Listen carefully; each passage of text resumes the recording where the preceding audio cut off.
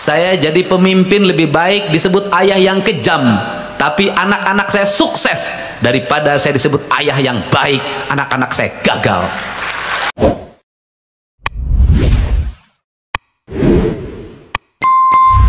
Saya jadi pemimpin lebih baik disebut ayah yang kejam, tapi anak-anak saya sukses daripada saya disebut ayah yang baik, anak-anak saya gagal. Apa dari ijazah ini yang dilahirkan? Gelombang manusia yang setiap hari bersekolah, S1, S2, S3. Pertanyaannya adalah, sang S3 itu menghasilkan apa? Disertasi. Disertasinya diuji. Setelah itu apa produknya? Teuing. Yang S2 itu apa produknya? Teuing. Siapa yang paling gemar ini? Birokrat. Sehingga birokrat ini waktunya dihabiskan untuk apa? Untuk sekolah. Karena waktunya dihabiskan untuk sekolah, nyaris dia tidak punya inovasi di luar sekolah. Apa yang terjadi? Kelompok orang yang mengejar golongan, tukin, menjadi nilai yang sangat tinggi dalam dalam pembelajaran APBN, APBD. Bebannya bisa mencapai 40%, ada yang 60%, ada yang 70%. Sehingga anggaran ini habis oleh birokrat. Birokratnya tiap hari apa? Diskusi, seminar, launching. Setelah itu apa? Setiap ikon dibikin jingle, lagu. Jadi lagunya yang keren, produknya tidak ada. Maka saya ingin rubah di Jawa Barat. Saya mulai memimpin, saya memperlihatkan cara bagaimana menyelesaikan masalah dalam setiap hari. Bagaimana birokrat itu efisien. Bagaimana belanja pemerintah itu dibelanjakan pada publik. Ketika orang lain hampir frustasi. 2026 Jawa Barat kehilangan 2458 triliun uang. Seluruh provinsi Jawa Barat kehilangan 5,7 triliun uang. Saya tidak pernah putus asa. Saya katakan, ini tantangan bagi saya. Semakin dikurangi, maka saya tidak akan pernah berhenti untuk bergerak. Kenapa? Orang-orang hebat itu orang yang banyak puasanya dibanding yang banyak makannya. Saya tuh nggak pernah, putus asa, enggak. Kenapa? Ya sudah. Saya katakan, tahun depan nggak ada lagi itu makan minum di Pemda. Nggak ada lagi snack pagi. Kenapa? Semakin banyak snack pagi, semakin banyak makan siang di dus, semakin banyak orang kena diabetes. Apa nanti? Hanya air putih saja. Sudah. Apalagi? Nanti birokrat pegawai akan saya atur yang masuk kantornya. Berapa per hari? Kenapa? Semakin banyak pegawai yang masuk kantor, semakin tidak produktif. Kenapa? Beban pemerintah makin tinggi. Kenapa? Di kantornya main internet, ngabisin listrik, ngabisin air, ngobrol, buat apa? Kenapa? Sudah kurangi. Mana yang birokrat yang memiliki produktivitas, itu saja dipilih yang ngantor. Yang tidak produktif di rumah saja, nanti kurangin tukinnya. Setuju nggak? Nah, tapi kan saya tidak mungkin. Kenapa? Istrinya nanti marah, apalagi yang dua, bisa cerai satu. Nah, kan ini harus dibuat, dirombak. Saya jujur deh, saya kadang kalau lihat protokol Pemprov suka bingung, itu gawena naonnya cing. Malah saya nggak suka. Saya tuh gak suka, Pak, mohon maaf ya, jangan digitu-gituin. Emang aing teh jelema lolong mau ditunjuk-tunjuk? Saya sudah tahu, saya duduk di situ. Udah, nggak usah. Karena semakin banyak orang berdiri di depan, itu publik akan semakin menilai, semakin gak ada pekerjaan pegawai ini. Semakin banyak orang yang menyambut gubernur di depan, semakin kelihatan tidak ada yang kerja. Kenapa? Kerjanya nyambut gubernur. Makanya seluruh produktivitas itu di Jabar itu lahir dari sendiri pergi ke sini. Oh, ini masalahnya, kamu ini. Saya langsung ke sini lagi. Ini masalahnya selesai ini nih. Ini masalah selesai ini. Pagi-pagi jam 4:30 saya udah ngomong, berapa uang hari ini? 3,1 triliun. Berapa kebutuhan bulan ini? Kebutuhan bulan ini 2,1 triliun. Saya masih nanya, 1 triliun negeri kemanakan sih? Saya nggak mau tahu. Yang 1 triliun itu harus disimpan atau segera terbelanjakan. Kalau kira-kira terbelanjaan tidak efektif, tambah lagi program kegiatannya. Beresin parung panjang jalannya, saya bilang kalau bisa harus beres. Ini beresin ini beresin ini. Kenapa? Saya ingin ngejar target. Di tahun ini saya memimpin, sudah kelihatan di Jawa Barat produktivitasnya. Saya selalu mengatakan, kalau orang memimpin 10 tahun, saya memimpin 1 tahun. Itu cara saya. Nah, bagaimana? Jam berapa kerja gubernur? Jam 4 saya udah kerja kok. Pak Sekda saya telepon jam 5 pagi, nggak mau jawab. Setengah 6 dia telepon berkali nggak saya jawab. Kenapa? Kenapa? Yang saya telepon tidak diangkat, saya tidak akan pernah ngangkat di telepon lagi. Pak, punten di silent HP-nya. Kunaon maneh teh belegug, dokter HP di silent. Kenapa? Kenapa?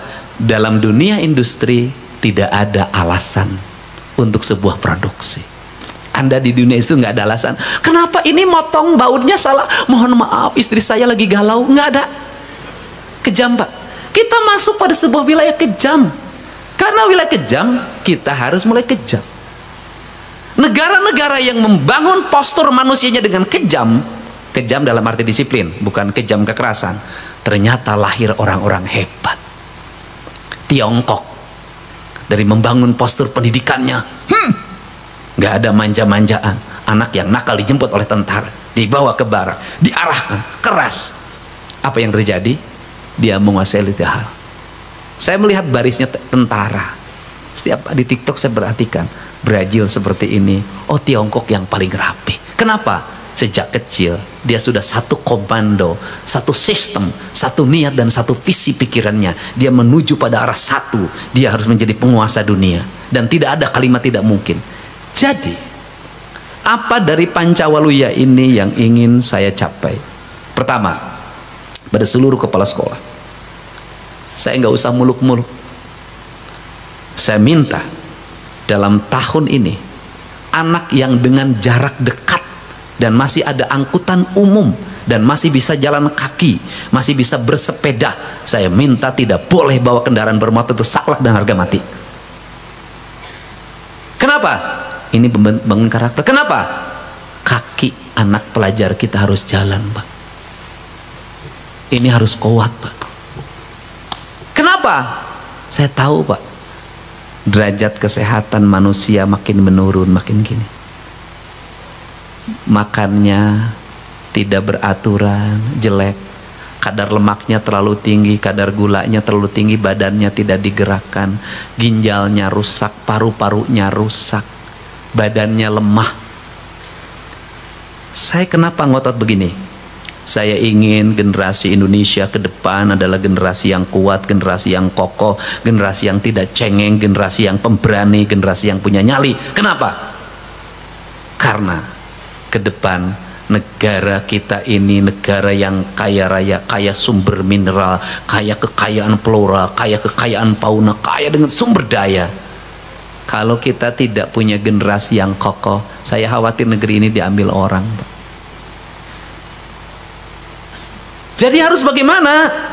Sejak sekarang, siapkan para petarung, siapkan orang-orang yang punya integritas, siapkan anak yang tidak malas, siapkan orang yang punya visi, siapkan semuanya bukan untuk menjadi pegawai, tapi siapkan semuanya menjadi produksi, menjadi manajer, menjadi pimpinan. Siapkan visi itu, masukkan dalam kepalanya. Ini yang ingin saya wujudkan. Jadi kalau Gubernur Jawa Barat kenapa sih ngurusin knalpot brong? Kenapa Gubernur Jawa Barat mengurusin anak yang merokok? Kenapa Gubernur Jawa Barat ngurusin anak yang tawuran? Kenapa Gubernur Jawa Barat ngurusin anak yang tukang nongkrong di warung? Yang kemudian kenapa Gubernur Jawa Barat ngurusin studi tour? Karena saya jadi pemimpin yang menyayangi rakyat saya. Saya jadi pemimpin yang menginginkan masa depan Jawa Barat tuh hebat. Saya jadi pemimpin lebih baik disebut ayah yang kejam, tapi anak-anak saya sukses daripada saya disebut ayah yang baik, anak-anak saya gagal. Pidato Kang Deddy Mulyadi itu adalah sebuah cuplikan ya kawan-kawan, dan ini kelanjutan dari video sebelumnya, yang mana dalam pidato Kang Deddy Mulyadi itu ada 3 poin kawan-kawan. Yang pertama adalah petuah tentang karakter dan visi. Dalam video sebelumnya kita telah membahas bersama-sama. Dan ini yang telah kita tampilkan baru saja ini adalah menjelaskan kinerja dan disiplin birokrasi, kawan-kawan. Intinya adalah inovasi dan efisiensi anggaran. Birokrat sering menghabiskan waktu untuk sekolah S1, S2, S3, dan urusan tukin sehingga kurang inovasi. Anggaran habis 40-70% oleh birokrat. Terus penghemat dan produktivitas. Tidak ada lagi snack pagi di Pemda karena bisa menyebabkan diabetes. Birokrat yang tidak produktif lebih baik di rumah dan masuk kantornya diatur.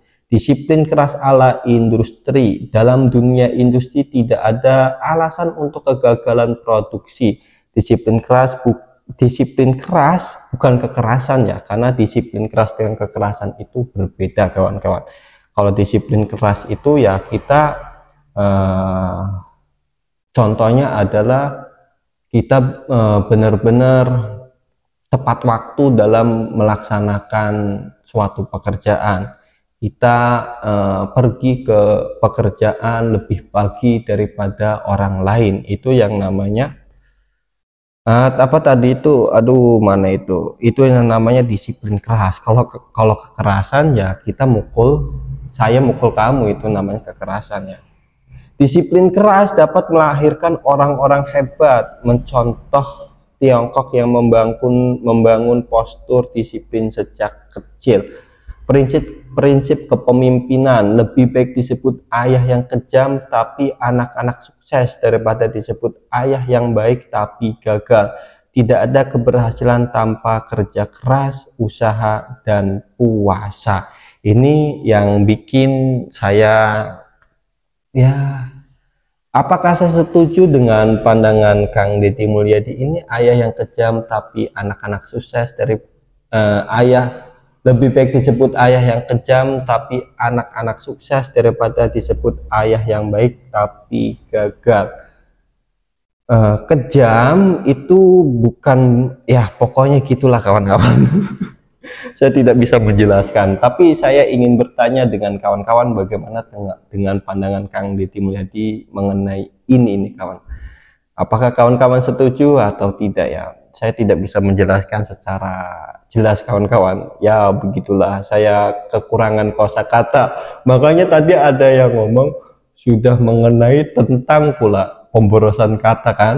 Itu karena saya kurang intonasinya, kurang public speakingnya kawan-kawan. Oleh karena itu saya mengonten, tujuannya diantaranya adalah belajar public speaking agar saya itu bicaranya teratur, tidak pemborosan kata dan lain sebagainya kawan-kawan. Seperti itulah poin-poin dalam pidato Kang Deddy Mulyadi ya kawan-kawan. Terus lagi, jangan lupa beri tanggapan kawan-kawan, jangan lupa like, jangan lupa subscribe, jangan lupa share. Saya Taufik Hasan pamit mengundurkan diri dan terima kasih.